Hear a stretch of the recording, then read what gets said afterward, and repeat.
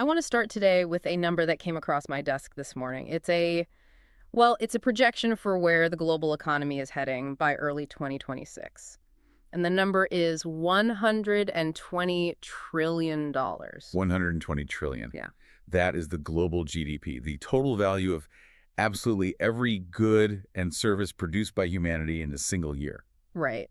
And usually, when we see a chart going up like that, the reaction's pretty standard. Pop the champagne, right? Line goes up, civilization is winning, we're richer, we're more successful, we're basically winning the game. On paper, absolutely. That's Yeah. the classic champagne headline. But the materials we are diving into today, they are suggesting we put the cork right back in the bottle. In fact, they argue that we should be deeply worried about that number. Worried. I mean, that feels entirely counterintuitive. If the GDP is hitting 120 trillion, doesn't that just mean we have more stuff, more value? You would definitely think so. But the core thesis of this deep dive is that we have fundamentally misunderstood what GDP actually measures. We treat it like a measure of our wealth. But this analysis argues it's actually a measure of our effort. Specifically, it calls it the metabolic rate of our collective ego. The metabolic rate of the ego. That is such a fascinating phrase. So you're saying that 120 trillion isn't the assets we have in the bank, it's the calories we're burning. Exactly. I mean, think of it this way. If you see a biological organism burning a massive amount of calories, does that automatically mean it's healthy? Not necessarily. Right? It might just be running for its life or running in circles, burning up energy. The sources we're looking at today invite us to view the economy not as a ladder we're climbing, but as a treadmill we're powering. Which brings us to the central concept from the text, ego-sustenance. Yeah. The sources split the economy into two distinct buckets. There's the survival economy, which is keeping us fed, warm, and safe. And then there's the ego economy. That's the fuel we burn to maintain our status, our identities, and essentially the stories we tell about ourselves. And there's a really specific, almost weird lens the authors use to analyze this, the cosmic joker. Yeah, it's a bit of a literary device, but stick with it because it works. It's basically asking, what would an alien observer, someone with absolutely no stake in our social games, think if they looked at Earth right now? And the argument is that they wouldn't see a thriving, advanced civilization. No. No, they'd see a comedy. They'd see a species working itself to death just to stay in the exact same place. Ah, the Red Queen's race. Precisely. Like in Alice in Wonderland. You have to run as fast as you can just to stay where you are. The thesis here is that a massive percentage of that 120 trillion is just us running, sweating to maintain the illusion of progress. Okay, let's ground this a bit, because I think most people hear GDP and their eyes just kind of glaze over. There's an analogy in the notes about a stationary bike that I thought was honestly brilliant. It's the best way to visualize this whole concept. So I want you to imagine a cyclist on a stationary bike. They are pedaling furiously. Sweat is just pouring down their face. Heart rate is at 180. They're working incredibly hard. Now, hook that bike up to a light bulb. Okay, I got it. The harder they pedal, the brighter the bulb glows. The cyclist is doing all this exhausting work just to power the bulb so they can see the bike. And in this metaphor, the GDP is the light. The GDP is the wattage. We are completely obsessed with measuring the watts. We say, look, last year we produced 100 watts, this year it's 110, but we forget that the bike isn't actually moving. We aren't going anywhere. We're just sweating more to make the light brighter. And the cosmic joker perspective is basically leaning in and asking, why don't you just get off the bike and walk outside? The sun is already shining. Right. True wealth things like time, health, connection, nature. That's the sun. It's free. But we've built this bizarre system where we destroy those things to make money and then spend the money trying to buy them back. Sisyphus with a spreadsheet. Sisyphus with a spreadsheet. It's a harsh image, but yes. Think about it. If a massive oil spill happens and we spend $1 billion cleaning it up, the GDP goes up. Wow, yeah. If your insane work stress gives you a heart attack and you have to pay out of pocket for a bypass surgery, GDP goes up. We actually count the repair of our own destruction as economic growth. So let's look at the receipt then. If we aren't buying progress, what are we buying with this $120 trillion? The source material breaks this down into a 70-30 split. And this part blew my mind, but I have to admit I was a little skeptical of the math at first. It is definitely a rough heuristic. But the logic really holds up when you dig into the sector data. The analysis suggests that sustenance, meaning the actual literal cost to keep 8.1 billion people alive with high-quality organic food, dignified modular housing, healthcare, basic infrastructure, is only about 30% of the global economy. Which is roughly $36 trillion. Exactly. But wait, hold on. 36 trillion to cover literally everyone on Earth? That seems incredibly low. We're constantly told by every politician and economist that we just can't afford to feed everyone. We're told we can't afford it within the current pricing models, but look at the actual raw cost of production. Technology has driven the true cost of growing an apple or building a modular home down to the floor.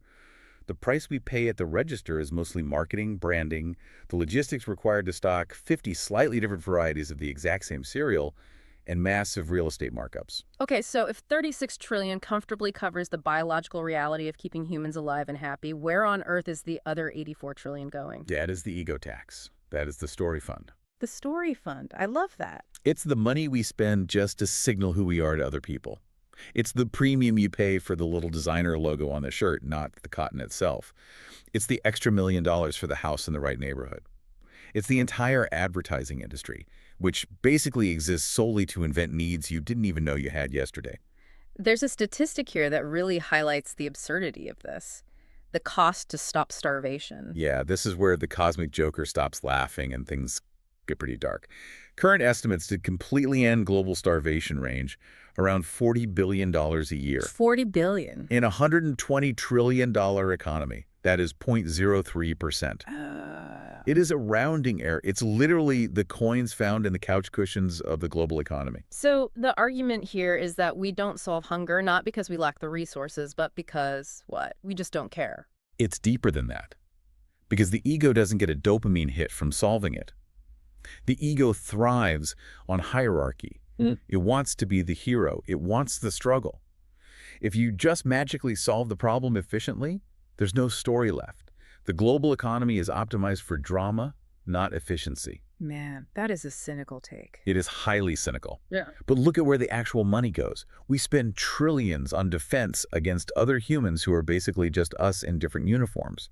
We spend trillions on financial services that literally just move money around in circles to make more money. Yeah. We are maximizing the metabolic burn, not the outcome. Okay, so if we're burning $84 trillion on stories, I really want to know who the villain is here. Yeah. Because my instinct says it's consumerism. Fast fashion, the newest iPhones, luxury watches. That's the visible tip of the iceberg. Yeah. But if you want to find the final boss of the ego tax, you have to look at something much bigger. You have to look at the ground. Real estate. Real estate. But okay. I have to push back a little. I have to live somewhere. My mortgage isn't an ego trip. It's a literal roof over my head. Is it? Or is it shelter, plus a massive ego premium? The analysis makes a really sharp distinction between the two. In this 120 trillion economy, real estate and its associated services represent roughly $20 trillion. But the survival cost, meaning the actual materials and labor to build safe, warm, beautiful housing for every single person, is estimated at only $6 to $8 trillion. So the gap there, that $12 to $14 trillion difference, that's all just air. It's location prestige. Yeah. It's the view tax. It's the distance from others tax. You aren't paying for the wood and the nails. You are paying for the concept of the neighborhood. The source calls it ego laundering. Ego laundering. That is brilliant. How exactly does that work? Well, think about it. If you go out and buy a $50,000 watch, people might judge you. They might think you're vain or irresponsible. But if you spend an extra $1 million to buy a house in a better school district or a hot zip code, you can tell yourself and your family this is a responsible investment. Oh, absolutely. You say, I'm doing it for the kids. Exactly. But really, under the surface, you're buying a status token. You're buying a position in the social hierarchy. The house is just a glorified birdcage with a designer price tag. And because that price tag is so impossibly high, we have to stay on the treadmill. Right. You have to work the 60-hour week to pay the mortgage on the beautiful birdcage that you're never actually inside of because you're always at work paying for it. God, it really is a closed loop cycle. Okay, let's try to break the cycle.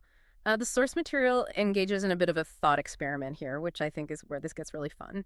Let's say the cosmic joker just snaps his fingers. The human need for status, vanity, and legacy just dissolves overnight.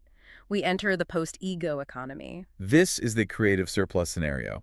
In this world, the entire economy shifts from accumulation, meaning owning things, just to prove you exist, to flow, which is accessing things only when you actually need them. Give me a concrete example of that. What happens to, say, cars? Okay, in an ego economy, I feel like I need to own the BMW. It needs to sit in my driveway so the neighbors see it.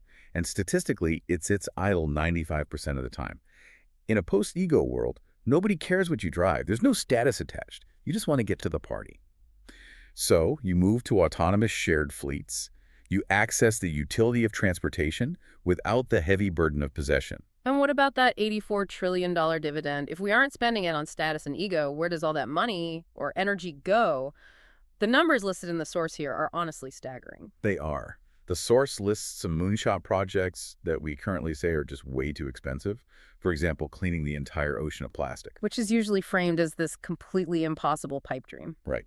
Estimated cost is $175 billion. Which is nothing in the context of $84 trillion. It's less than 1/4 of our current ego budget. What about universal PhD-level AI tutoring for literally every child on Earth? That's about $200 billion a year. A permanent, sustainable Mars colony. Maybe $1 trillion a year. So we could literally fix the planet, educate everyone to a genius level, expand other planets, and we still have, what, 40 trillion left over? Easily. We'd still have a massive play fund for art, philosophy, and what they call the cosmic dance. The realization here is that we aren't broke and we aren't overpopulated. We are just terribly, terribly distracted.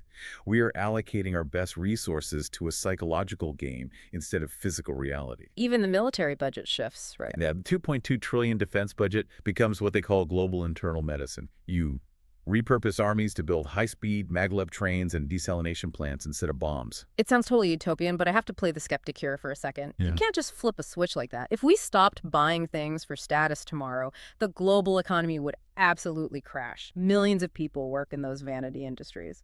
Oh, absolutely. If we did this overnight, it would be a total catastrophe. The source acknowledges this and calls it the withdrawal. You have to remember, our current system is a status addict. If you cut the supply, cold turkey, the patient goes into massive shock. They call it a value heart attack. Yeah, they talk about ghost money burning up. Right. Think about the stock market. A huge amount of that $120 trillion value is pure speculation. It's brand equity. It's the collective belief that Company X will dominate the world in 10 years. If nobody cares about dominating the world anymore, that value just evaporates into thin air. So my 401k basically goes to zero. On paper, maybe. But the source argues, let the ghost money burn. Because the physical reality hasn't actually changed. The factories are still sitting there. The brilliant engineers are still there. The rich soil is still there.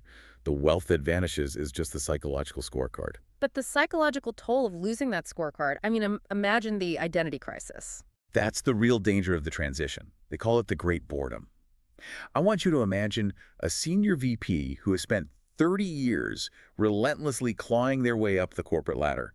Their entire self-worth is wrapped up in their impressive title and their corner office. And suddenly, nobody cares. Suddenly, the ladder is gone. The world just wants them to be a decent person and contribute to the community. That person is going to have a complete meltdown.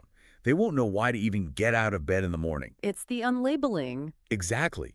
We would have to fundamentally relearn how to live without a scoreboard telling us we're winning. Yeah. We'd have to repurpose everything. McMansions become community art galleries or indoor vertical gardens. And 80% of jobs, like high-frequency traders or luxury brand consultants, just become obsolete overnight.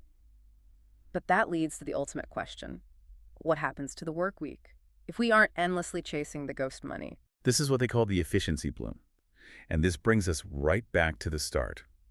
If we only need to cover the sustenance part of the economy, plus a really healthy surplus for science and art, the calculation shows the necessary work week drops to about 10 hours. 10 hours a week? The rest is time wealth. That is the punchline, isn't it? That's the real cosmic joke. We are currently working 40, 60, 80 hours a week. We are stressed out, medicated, and completely exhausted.